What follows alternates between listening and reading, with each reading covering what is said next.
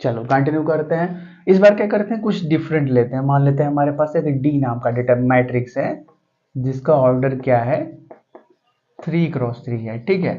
तो अगर डी का ऑर्डर 3x3 है तो उस सिचुएशन में अगर हम क्या करें, डी का एडजॉइंट निकालें और उसका डिटर्मिनेंट ले लें तो वो कितने के बराबर होगा, सिंपली आपका डिटर्मिनेंट ऑफ डी के स्क्वायर के बराबर होगा। अब ये स्क्वायर कहाँ से आया, यहाँ से आया। इस बात को याद रखना, ये वैल्यू जो पावर में लिखी हुई है ये हमेशा ही चेंज होती रहती है। अगर 3x3 का है तो 2 हो गया, 4x4 का है तो 3 हो जाएगा। पहले इसका प्रूफ देख लेते हैं कि अगर 3x3 का है तो ये इतने के बराबर आ रहा है कि नहीं आ रहा है, ठीक है। तो देखो अभी प्रूफ क्या कर लिया हमने, ये बात प्रूफ कर लिया है, तो यही से आगे बढ़ते हैं, ठीक है। मान लेते हैं वी हैव डी और उसका एडजॉइंट, डी के साथ अगर हम उसका एडजॉइंट मल्टीप्लाई करते हैं तो कितना मिलता है हमको, आइडेंटिटी मैट्रिक्स, साथ में क्या, डी मिलता है। आइडेंटिटी मैट्रिक्स मतलब क्या, 3x3 ऑर्डर का मैट्रिक्स, ठीक है। तो इसको सिंप्लीफाई करो तो डी यहाँ पे है, इनटू में adjoint of D is equal to identity matrix लिखो 3x3 ऑर्डर का 1 0 0 0 1 0 और क्या 0 0 1, इसके साथ में डिटर्मिनेंट ऑफ डी मल्टीप्लाई में है। तो अब क्या करो, डी को मल्टीप्लाई कर दो। अब देखो आप जानते हो ना, मैट्रिक्स के अंदर किसी भी चीज को मल्टीप्लाई करते हो तो वो हर जगह मल्टीप्लाई होता है, क्योंकि आइडेंटिटी मैट्रिक्स के अंदर हम इसको मल्टीप्लाई करेंगे तो डी यहाँ मल्टीप्लाई होगा, यहाँ पे भी होगा, यहाँ पे भी होगा, यहाँ पे यहाँ पे यहाँ पे हर जगह होगा। लेकिन जहाँ पे जीरो है वो तो जीरो होने वाला है, लेकिन सिर्फ जहाँ पे वन है वहीं पे बचने वाला है। तो determinant of D, determinant of D, determinant of D, ये हो गया।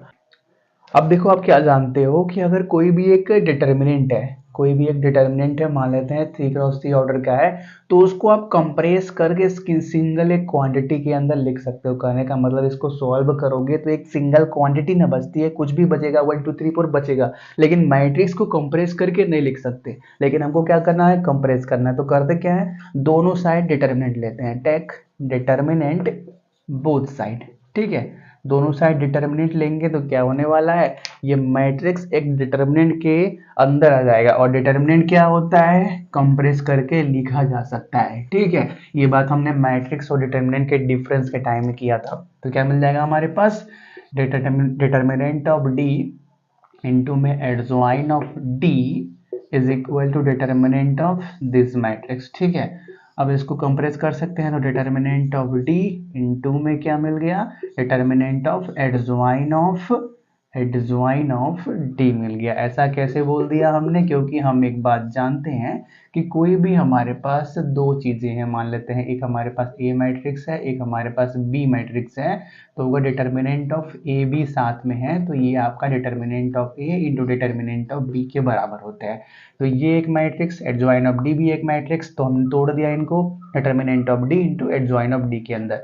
अब इसको कंप्रेस करोगे तो मान लिया इसको बाहर रखा तो ये कैंसिल, ये कैंसिल, ये स्क्वायर हो गया, ये जीरो हो गया, मतलब डिटर्मिनेंट ऑफ डी का क्यूब मिल गया और बाकी चीजें तो जीरो होने वाली हैं, ठीक है। तो यहाँ से एक डी का डिटर्मिनेंट कैंसिल होने वाला है, तो क्या मिल गया, determinant of adjoint of D is equal to determinant of D का स्क्वायर मिल गया। क्या बोला, determinant of adjoint of D is equal to determinant of D का स्क्वायर मिल गया। और अगर यहीं पे हमारे पास जो मैट्रिक्स है वो 2x2 ऑर्डर का होता तब क्या होता, थोड़ा सा उसको भी देख लेते हैं। रिजल्ट तो प्रूफ हो गया है, 2x2 ऑर्डर का होता तो क्या होता, यहाँ पे हम ऐसे ही बढ़ते, यहाँ पे वैसे ही बढ़ते, बस यहाँ पे ये मैट्रिक्स क्या होता, 2x2 ऑर्डर का होता।